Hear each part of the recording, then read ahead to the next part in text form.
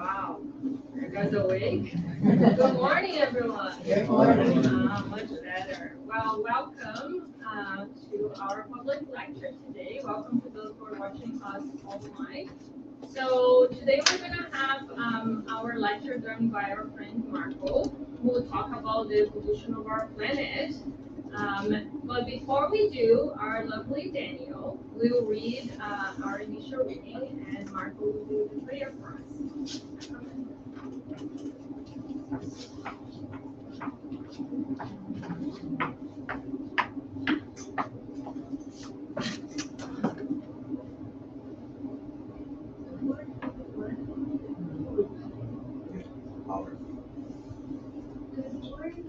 Good Good morning. Happy life.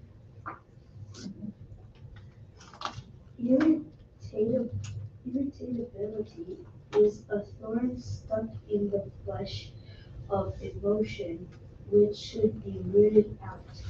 The longer it stays there, the worse the state of the one who has it.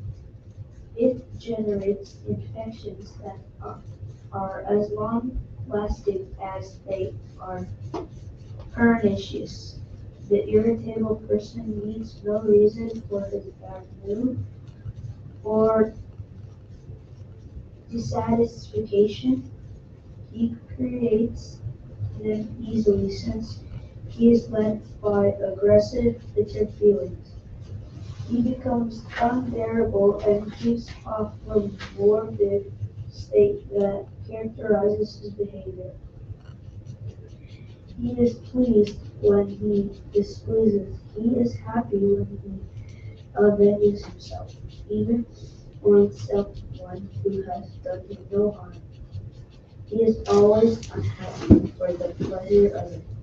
Get the best of irritation, or else it will destroy you. What is this?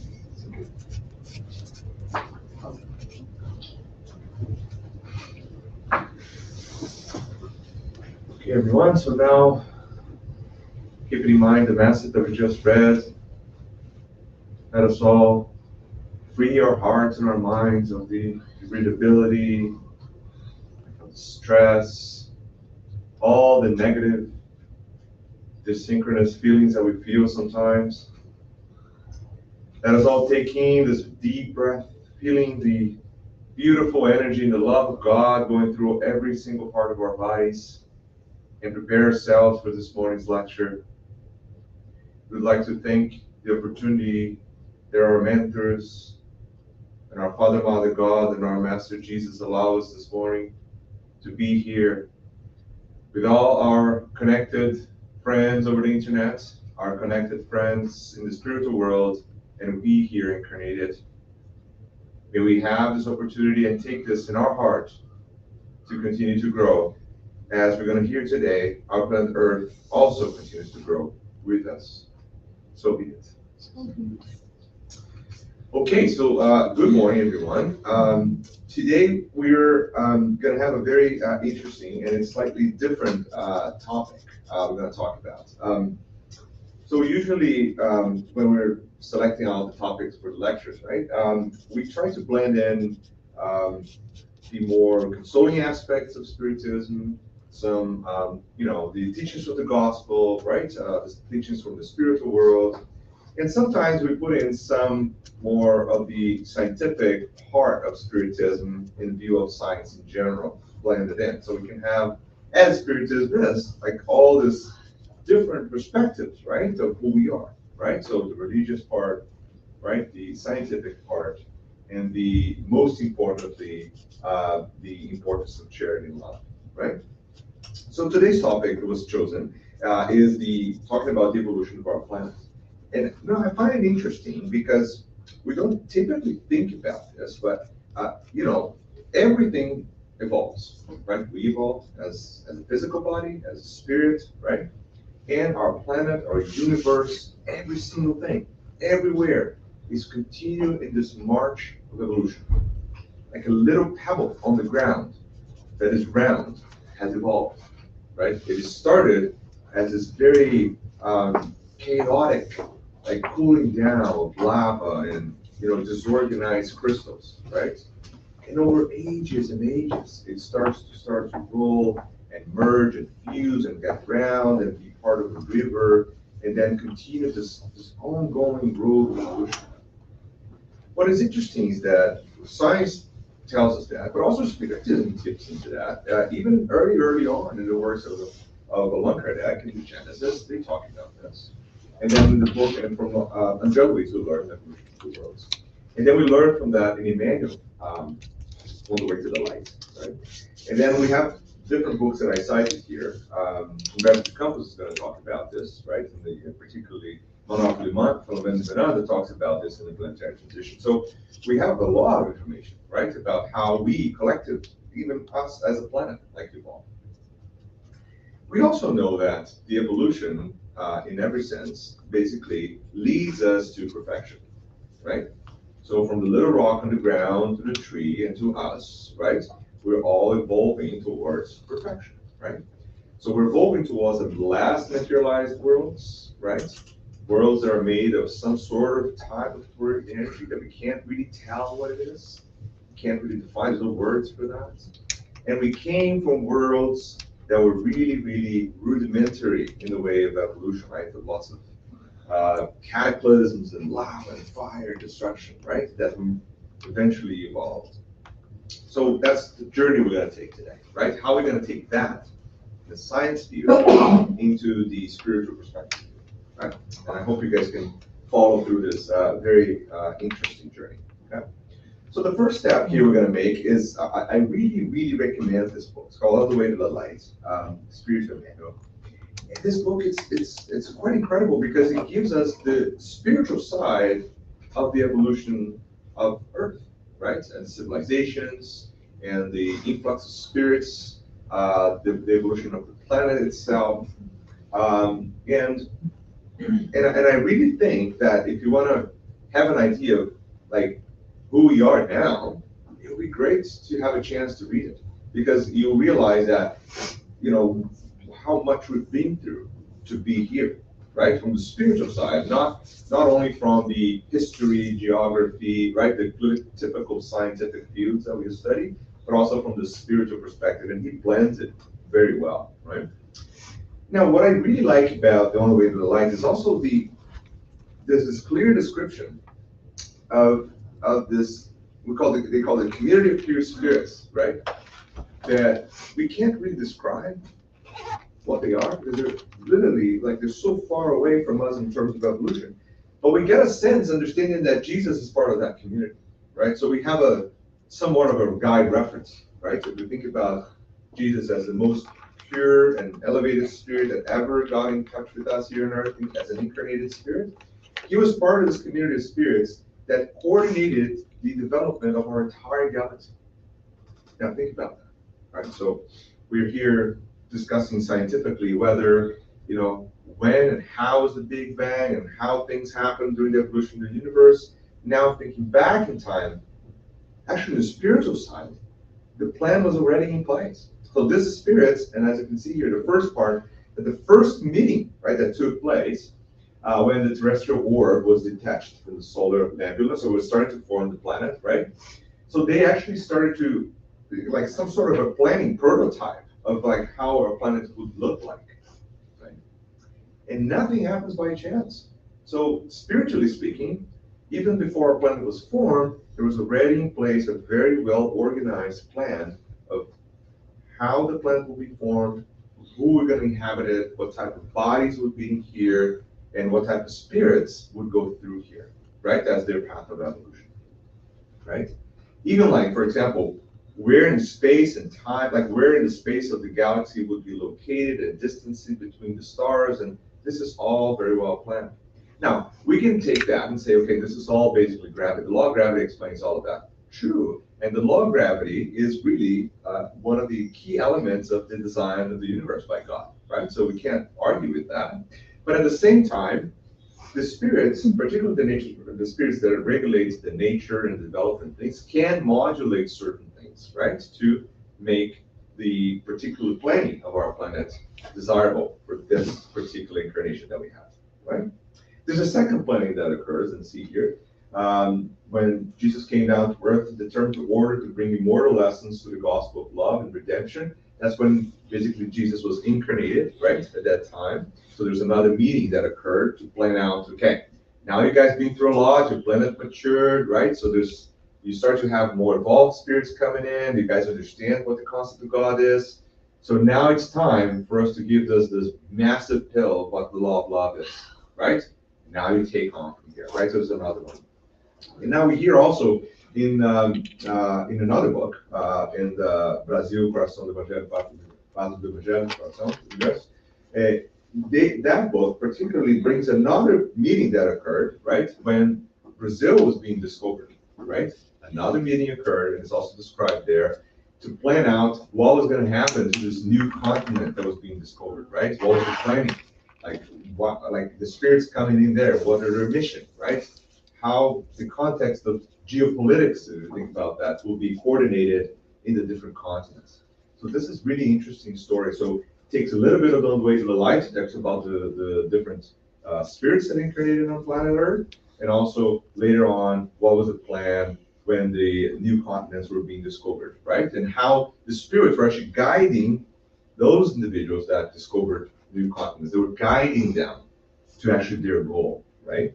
Okay, so that's very, very interesting. So again, a very, I would say, a very important historical fact that you should take from the long way to the light.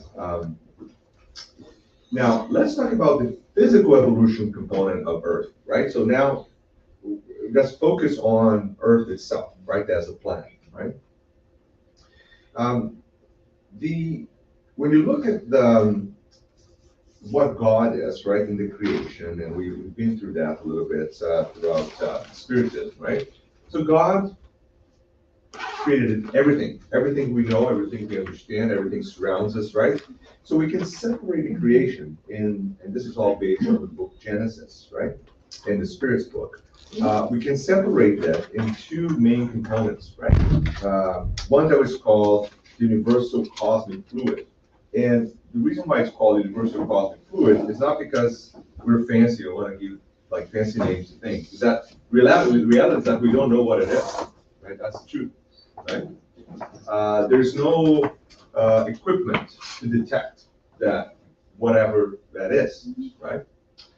From a science perspective, I can tell you this, like not like, when X-rays were first discovered, right? So it's kind of a similar idea, right? At that time, there was no equipment to detect radiation, right? But they knew that by generating a very strong current of electricity to a specific cone and tube and generating that super powerful beam, that beam was split in a type of radiation that was completely novel, right? That could go through your body, right? And you can get images of your skeleton, right, through X-rays. So up to that time, if I went to anyone and said, listen, there's some sort of strange type of energy around, right, that can go through almost everything, no barriers for it, right? People would definitely think I was crazy, right? It's like, what are you talking about, right? This doesn't exist. So there's no name for it, right? It's just, people didn't know, right? Well, now you know that, and we know a lot more, right? How many little fragments of an atom we have discovered now, and tiny little pieces that fragment that we can see the scatter of it. We can't really see it, but we know kind of where it goes and somewhere where it's been. But we can even tell where it is in the time. So that's unpredictability of the atom is so incredible, right? So basically, who we are as a matter is like a big unknown still, right? Science very recently discovered this boson atom, right, part of the atom, right? There's this particle that gives mass to the structure of the nucleus of the atom, right? So basically, it's a Higgs boson, right? So if you take that alone and think about it, right? Right now we're discovering that within the nucleus of an atom, which is a tiny, tiny little fragment of who we are, right? There's this immense spaces that are unpredictable. We don't know exactly where the electron is, right? But in the nucleus, there's like this tiny little fragments. Some of them are completely unknown, and some of them we understand now. And those that we understand now is actually give the weight to that structure. So basically us, right?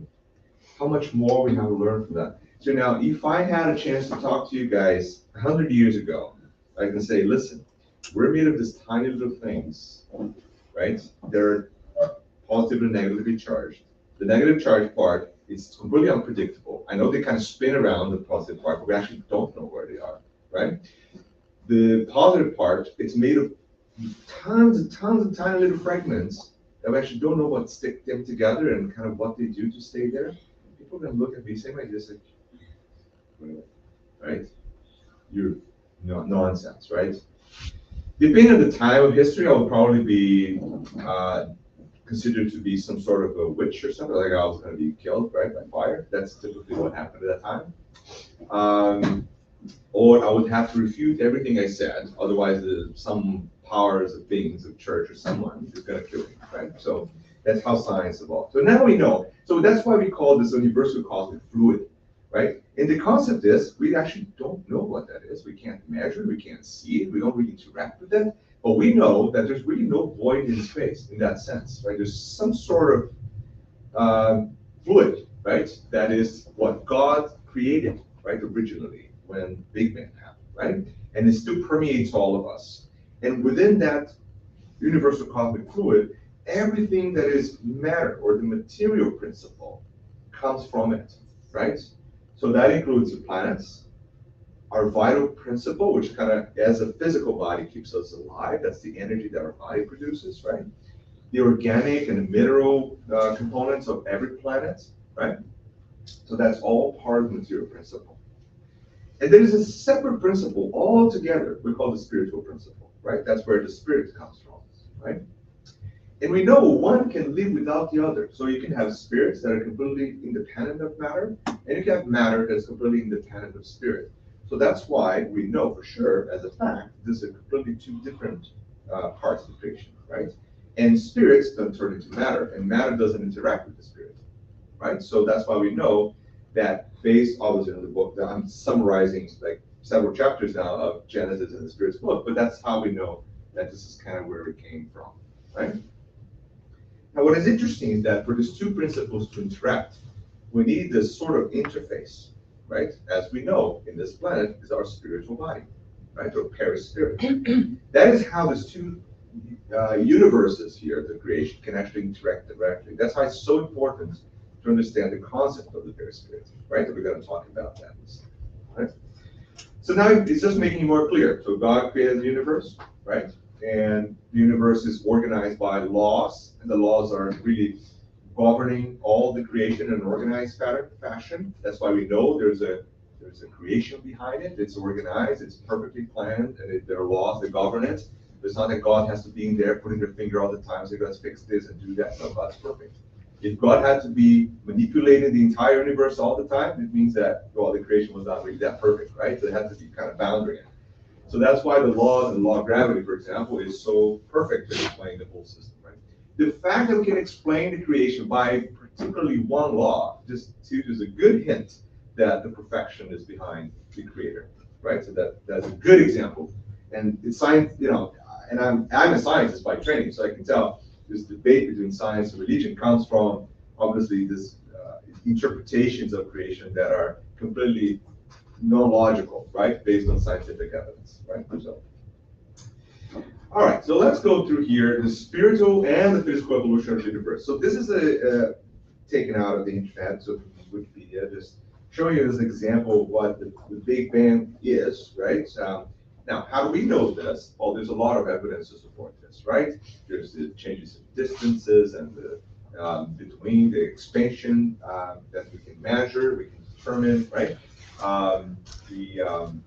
There's all different types of light patterns, wave changes that we can detect over different distances in time universe, and we can tell that things are spreading apart. So most likely they were all at the same point at some time, right? And we can calculate the time based on that movement, and the time is about 13.7 billion years, right? So basically, we are at the kind of the tail end of this whole thing, right? But I like to mention that, and I put God there because obviously Wikipedia didn't have God in that equation, but, and that is the part that we actually don't know, right? Which is interesting. I love that, right? They say, yeah, there's a big thing. The kind of what was there behind that, right? If you're going to say like nothing, that would be an easy way of saying like, so everything comes with nothing. This kind of makes no sense, right? There was something there, right? We know in Spiritism and most religions understand that. But also, I like to point out, and I added the little spirits at the top too, because I found that it was a little bit disconnected to have the material principle as there's a massive explosion without the interaction and the guidance from the spiritual principle on the other side, right? So basically, we all go hand in hand all the time, right? So for you to think that things are occurring without a very intimate connection between the spiritual world and the material world is very naive, right? Because we know that that interaction occurs all the time. It occurs here when we're sitting right here, right? So it occurs when the universe is being formed too, right? And what is interesting is that these spirits that are coordinating that process, these are, again, the idea that Emmanuel brought, which is like this group of pure spirits that have the mission, right, to make sure that, we're going to have the right conditions in different places, right, to exist and to learn and to grow. So basically, all they're doing is making our lives easier, right, in a way. They say, okay, let's create scenarios in this creation that is perfect for every single one of the member of the creation, right? Every single one of us, right, as a spirit.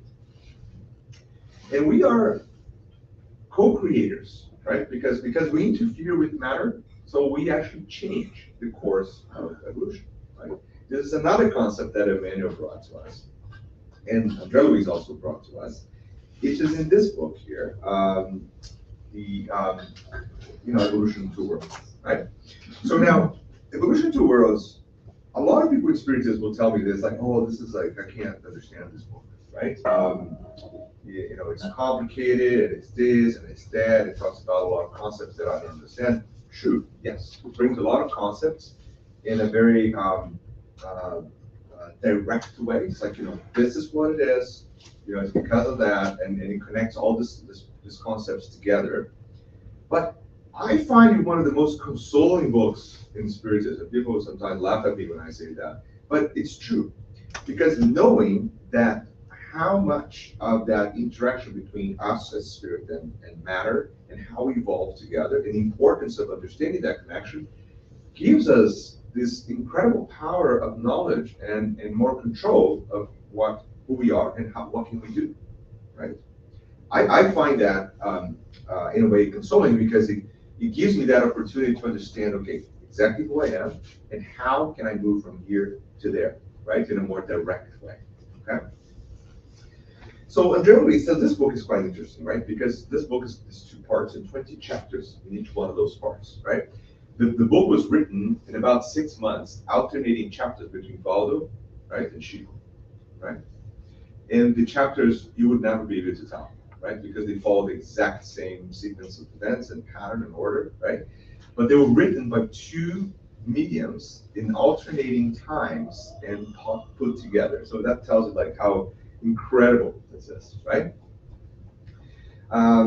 So this book is also consoling because it tells us that we're not alone. It tells us we can change things, right? No matter how challenging you think they are. So the idea about moving mountains, right? When Jesus talked about moving, you have faith you can move that mountain, that kind of thing. It sounds totally silly when you're reading out of the Bible. It's like, okay, fine, yeah, sure, yeah, I'll move a mountain, right? But when you read this book, it's like, oh yes, I got it, right? We can actually change things, right? Visibly, right? But that information, basically, the concept of how to do it, how it's done, comes from this book, right?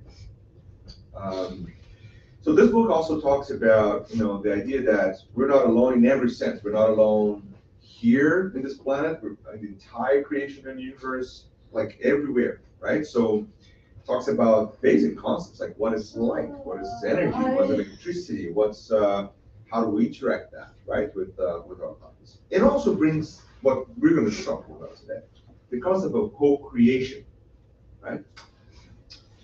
So the co-creation means that obviously God created the universe and the laws that govern it, right? So there you go. So that's the creation right there. And the spirits were also created by God. We're given the ability of changing that line of evolution, right, in different ways. Right? For example, like the elevated spirits that were once there governing the creation universe can, by their will and their mind connected to God, obviously, convert certain types of energy and elements of the universe into planets or into different elements into that creation, right? So that is very well described. This is very well described in evolution two worlds. But even us, right, at our level, can also co-create. In other words, when we change certain things in our planet, in our lives, in our houses, right, every single thing we change can have a direct impact on the evolution of us and others, right, in the entire planet, right? So when we all together get together, say, well, you know what, single-use plastics are bad. They're actually killing the entire planet, right? And we change, well, we're kind of changing the course of evolution of our planet. So we're helping our planet, right? That is part of co-creation. So we're changing the way that design was being evolving, right? We can make it for good, or we can actually make it worse, right? That's the problem. There's a free will, right? So if we use, for example, atomic energy for destructive purposes, we're actually directly destroying part or delaying part of the creation, right? Eventually, yes, we're all going to be there, we're all going to be perfect, but we actually make that road a lot more complicated, right, by our free will. Okay? So that concept is very important because we are co-creators of the universe, right?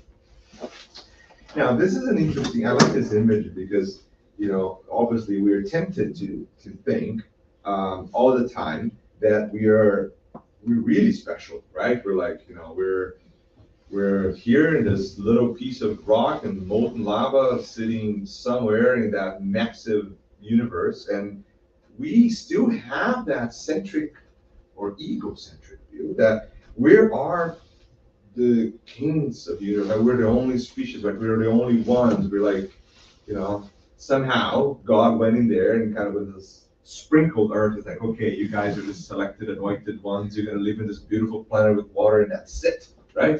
You guys are amazing. No, we're just like nothing. We're a little piece of dust on a piece of dust, flying in a ton of dust, right?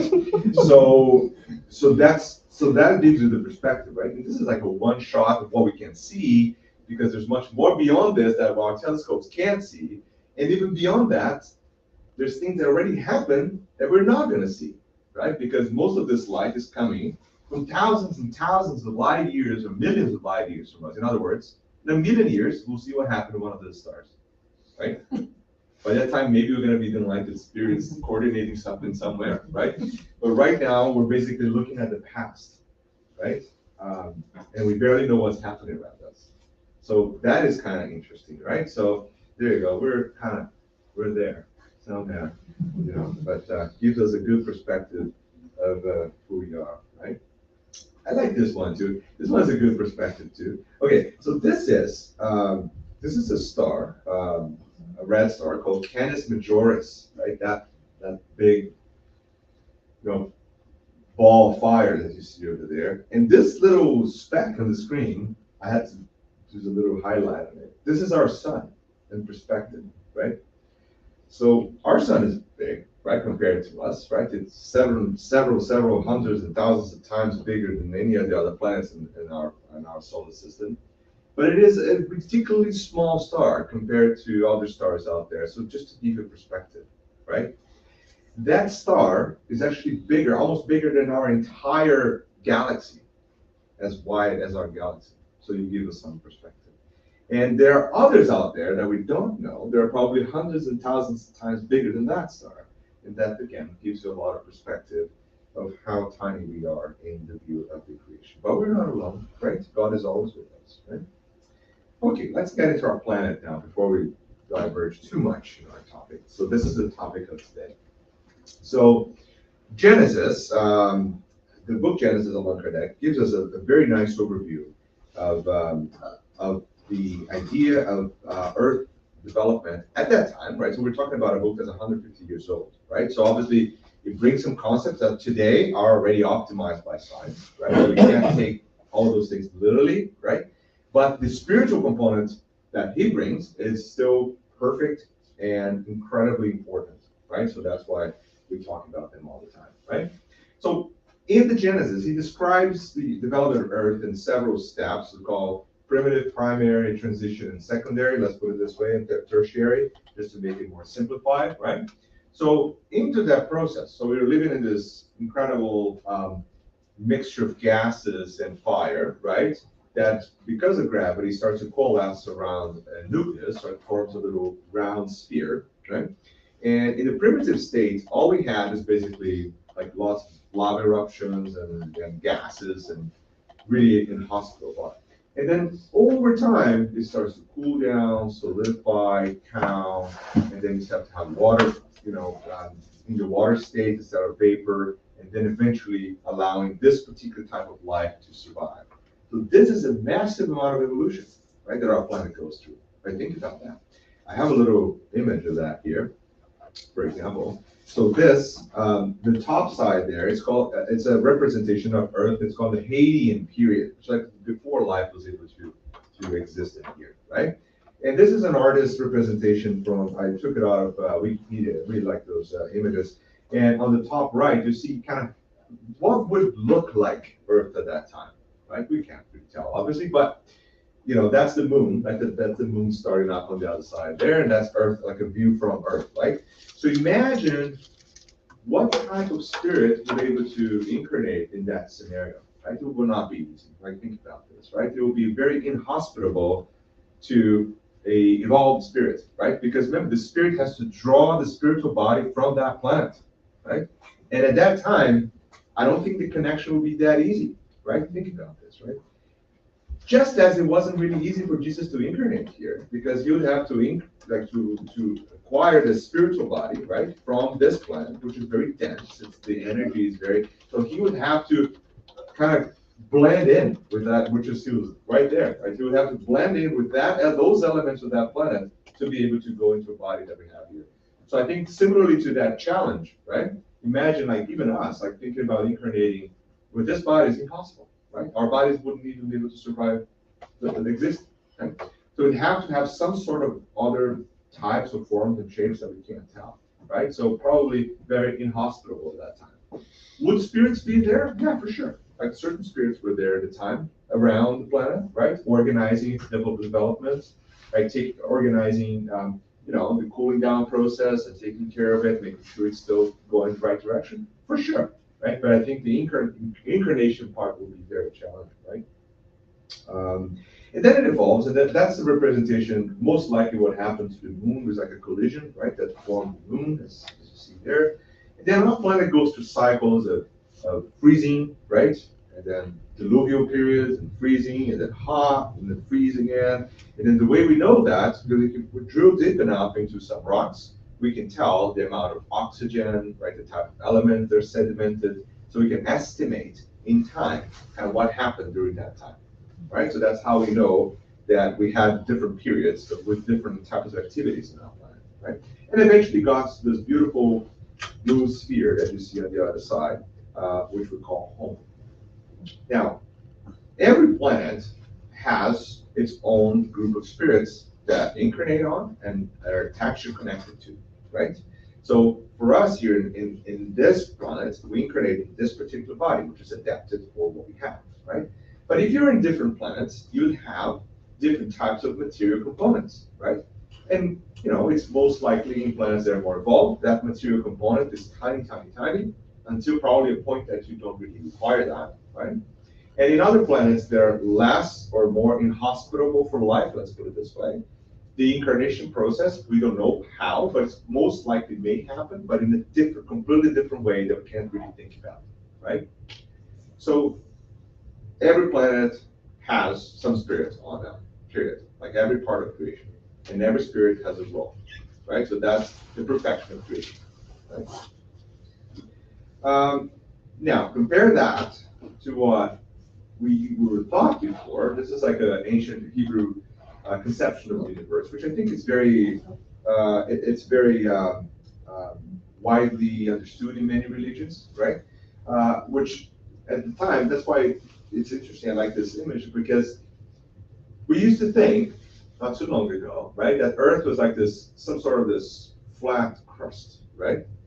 And that flat crust had this glass above us. We call it firmament, right? That's what we still call that, right? Above the firmament, right? So above the sky. And above that, there was what we call the waters from above. There's some sort of water above that, right? And then above that, you have the heavens and then God, right? And then below that will be some sort of the great, obscure, dark, deep, right? So the concept that we're kind of floating that middle, right? So, and that was a lot of the concepts at that time revolved about the idea of Earth being, there's like the skies above, and waters, right? And some sort of glass dome separating us from that.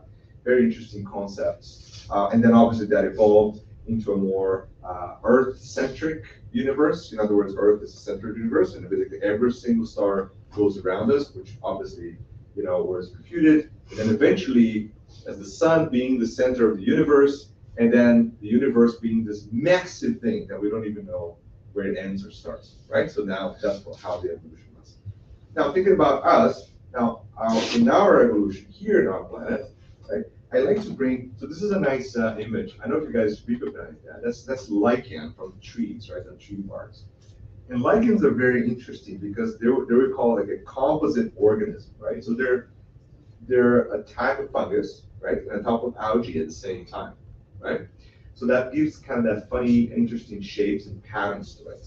And it really lives on a much higher evolved organism, which is the tree, right? Which is several layers of evolution ahead of them, right? But they interestingly have this nice relationship, right?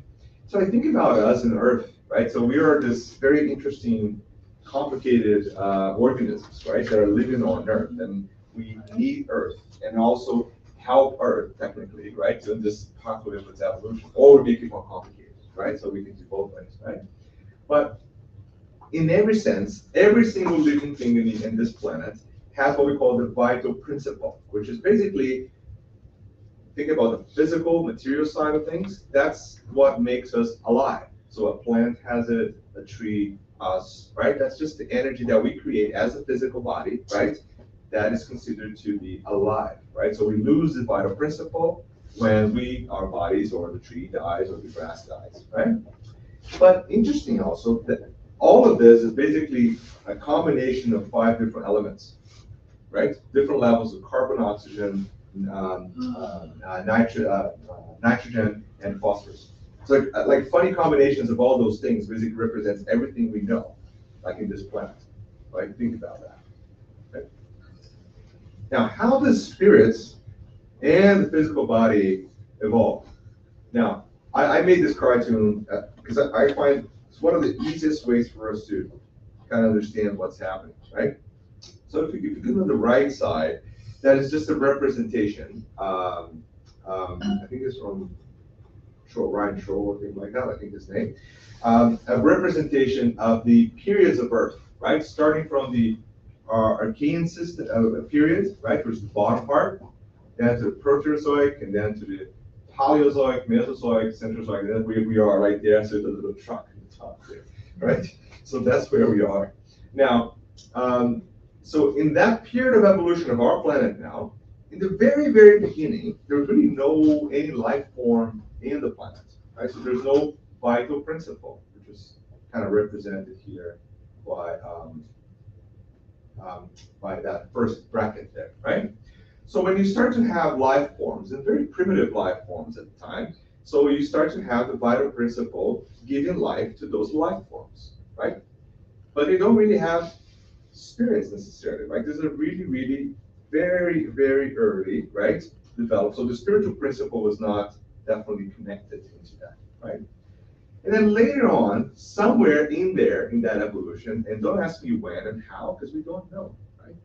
You start to have the spiritual principle very early, right, still infusing and connecting to those life forms, right, and giving more a complexity to the existence, right? Those are animals now, or plants, or living things. They're able to make decisions, have sharp bursts of understanding of what to do.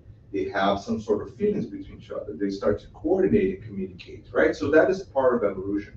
So in every animal species that evolved in this planet, there was some sort of spiritual principle, right, very, very early on, that inhabited that body, right, and was able to push it a little bit in the evolution, right? Give it a little bit of a jolt, a little bit of a push, so they would evolve too, right?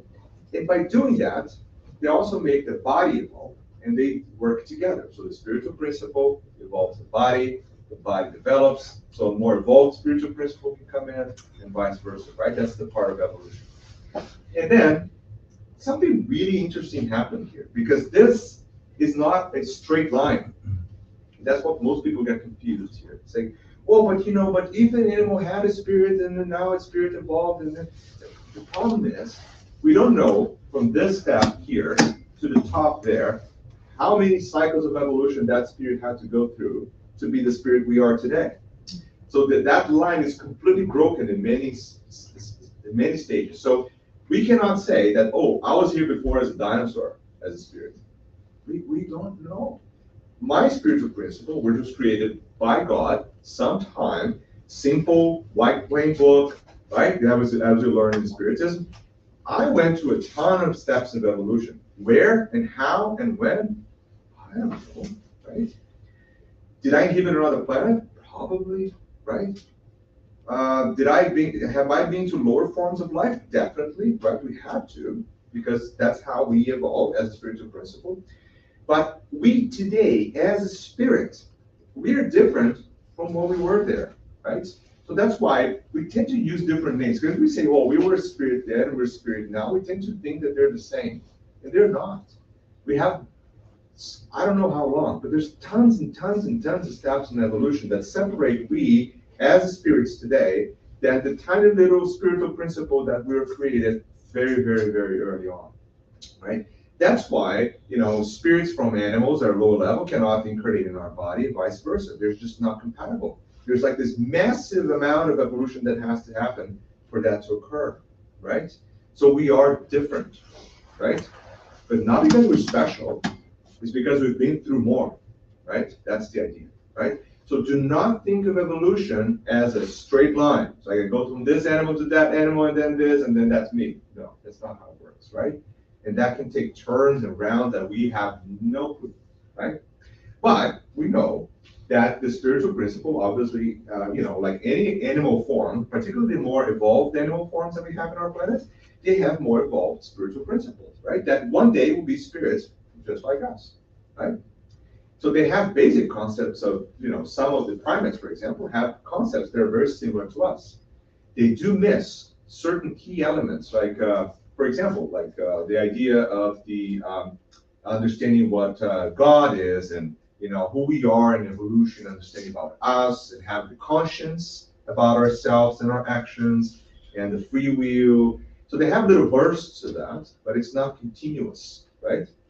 And most likely, those spiritual principles of those animals will have very fast turnaround cycles of incarnation because they're really, really on a turn to improve, right? And to be who we are one day, right? And that's why we, now with a much more evolved body, right, we're able to fully grasp all the functions of our spirit now. And we are light years behind what Jesus would be, which is also a spirit, right? But the evolution steps are also broken. Like, what do I have to do to be that level? Really, don't even try to go for that answer, right? Because it's not worth it. What's worth it is that what we're doing now. Are we doing what Jesus told us to do? Yes or no? If the answer is like maybe sometimes, then that's the problem, right? We have to fix that first before we're like, oh, I'm gonna have all these connections with the universe and do all of this because I want to, right? We tend to go completely crazy, right? About what we've done in the past, what happens in this, and what's the technical parts and scientific. The reality is that all of this is just to show us that do what you have to do now correctly, right? And then you move on, right? That's it. That's all you have to worry about. Because realistically, what happened is sometime in there, like later on in our planet, we have this immigrations and emigrations of spirits, right, that occur in every planet. So the planet evolves, we know that, right? The planet is changing, it's more hospitable to certain things, it allows a more evolved body to be present. So the spirituality will take spirits from another place that are a little bit more evolved, put it here, so it pushes us like a little joke, right? Saying, okay, see, move, right? So those spirits coming here, when they incarnate in our body, they actually push our body to evolve. They actually help us in that process of evolution. And by doing that, they allow many others of us here to kind of follow along that path much faster. So anywhere between there, that those immigration of spirits from other planets and immigration of all the spirits that can't live here anymore allows a much faster improvement or evolvement of who we are, right? And that's what one of the breaks in the evolution. We don't know, it's a big break. It's not continuous, right? So if a group of spirits, for example, Capella comes here, pushes all of us forward, right? Very fast way, right? Our bodies change, we change, society changes, right? It speeds up the process quite a bit. And then we have now, we as a spirit, which is more evolved than what we're seeing there, right? But more evolved does not mean perfect, and does not mean always good. See? It's a problem. People have a huge misconception about that, right? They say, well, but, some animals are docile, friendly, and amazing. Like, yes, right? Because at that point in time in their evolution, they're still, in many cases, unaware. They're following their conscience, right? They're following their instincts, but not unaware of the idea of a free will, of consequences, of future life. They don't know any of that, right? So they're just kind of tracking along, right? We are different because we now have full control of our abilities, right? So we also have full control of decisions. And we have full control of we have full ability of doing something completely nasty, right? That is actually evolution, the concept, right? Because it's like a kid. Like when you have, a baby, right? You don't let them do what's going to hurt them. They would do whatever, crazy things you can possibly imagine, but they have no clue what they're doing. It's just like the animals, the concept, right? They're doing it, like it's an instinct they do, and they kind of learn with each other, they practice. Now, at some point in life of a kid, you're going to allow them to explore more, right? That's part of evolution. Spiritual too, same idea, right? They'll hit their heads a little bit more, right? They'll learn from it and kind of be pushed back into the pathway, right? And then when you get to adulthood, you're like, okay, now it's your life, right? And then they're going to go worse, right? They're going to do a lot more mistakes, right? Not less, you see? So if you compare the loving, beautiful smile of a child, right, to the adult that's messing up their lives, you can see how evolution is giving the opportunity for someone to learn by their own decisions, right? This is the same thing in the spiritual principle and us as a spirit, right? So when people say, human spirits are not more evolved, that's not true. We are as a spirit. But it doesn't mean that an individual can do 10 more mistakes, right? That is the concept. Because we have the freedom of thinking about making those decisions in our free will, and we're allowed to do it, and we deal with consequences. So we're at the stage that we're now learning by consequences, right? And so that is part of evolution too, right? I like to bring that concept to any doubts people have, the distinction between animals and us as a spirit and all that, right? And I'm going to pass to the next one. Okay, so this is now a summary, right, of what we just talked about, okay? So we start here. So our spirit, which is in this bottom side here, grayed out, right, is drawn from the elements of the planet, right? As well as our physical body in orange there, is also drawn from the elements of that planet, right? So from the spiritual world now, right, you have the influence of that spirit into this system. So by the way I think and I thought and I prepare myself to incarnate, I can actually make decisions of how my body is going to look like or be like, right? So the more evolved the spirit is, technically, the more influence you can have on that body, right? So that helps push the development of the bodies, right? So that's part of co-creation, right? Now, if you look now from the evolution of the physical part only, right? So from the body, spiritual body, from here to there, you also have additional help from mentors, right? From specialized spirits that all they do is to plan the bodies, right? For the spirits, right? So all of that is like a wheel that spins and is always progressing, right? Always bringing new abilities, new capabilities, right? And sometimes they bring challenges too, because if the spirit needs a challenge, they'll have it, right? So they can deal with that consequence, right, of their mistakes or their whatever they've done, right? And also from the spiritual side, you also have evolution, because you have evolution of spirits, and you also have the help of other spirits. For example, from Capella, the Adamic spirit races that came to Earth, right? That's all described on the way to the light, if you want to read more about it.